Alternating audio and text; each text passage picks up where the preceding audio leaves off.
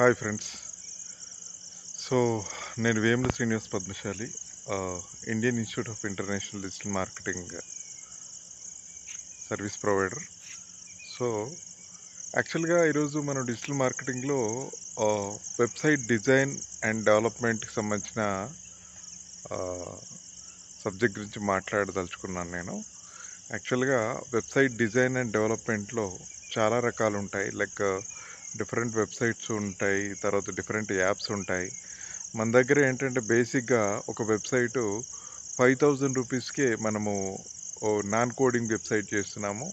అలాగే coding website వచ్చేసి friends, ఇది ఇక్కడ నేను నైట్లో రికార్డ్ చేయడం జరుగుతుంది, అందుకోసం మీకు సరిగా క్వాలిటీ వీడియో ఇవ్వలేను due to my busy schedule అనమాట.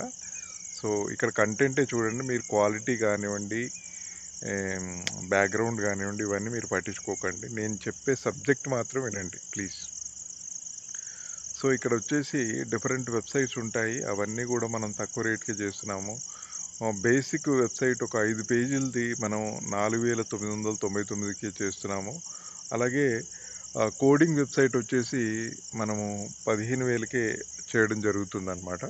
15,000కే కోడింగ్ వెబ్సైట్ చేయడం జరుగుతుంది.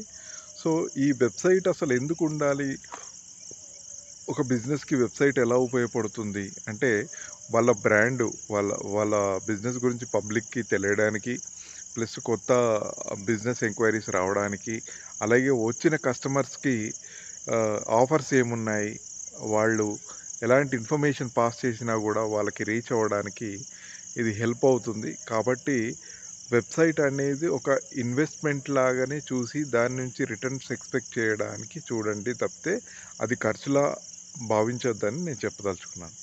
Thank you. So if you have any doubt, మనకి డిస్క్రిప్షన్లో మా నెంబర్ ఉంటుంది.